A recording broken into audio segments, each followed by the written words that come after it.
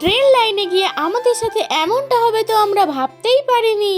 তো hello everyone, welcome back to our mini blog. বাড়িতে বসে তো বোর হচ্ছিলাম, তাই আজ বিকেলে আমরা ঘুরতে গেলাম ট্রেন লাইনে। তো গিয়েই আমরা ট্রেন লাইনের সরু পাতের উপর দিয়ে হাঁটছিলাম আর দেখছিলাম যে কার কত ব্যালেন্স আছে। বোন তো পুরো হেঁটে গেল আর আমি তো হাঁটতে হাঁটতে পড়েই যাচ্ছিলাম। একটু দূরে গিয়ে বোন তো কিছু একটা দেখতে পেয়ে আমাকে ডাকছিল আর আমিও দেখার জন্য দিলাম দৌড়। আর গিয়ে দেখি কারো 10 টাকার নোট পড়ে রয়েছে। নোটটা না নিয়ে তো আমরা এগিয়ে গেলাম, কারণ সবাই বলে পড়ে থাকা জিনিস নিতে নেই।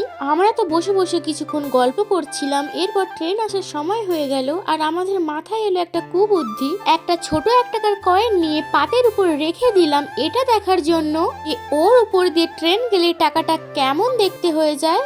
ট্রেনটা চলে যাবার সাথে সাথে আমরা দেখতে গেলাম টাকাটার কি অবস্থা, কিন্তু আমরা টাকাটা খুঁজেই পাচ্ছিলাম না।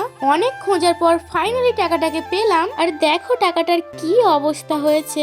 টাকা খুঁজতে খুঁজতে তো সন্ধ্যা হয়ে গেল আর আমরা সূর্য মামাকে টাটা করে এখন যাচ্ছি বাড়ি। ভিডিওটা ভালো লাগলে তোমরা করে দিও লাইক, কমেন্ট এন্ড সাবস্ক্রাইব।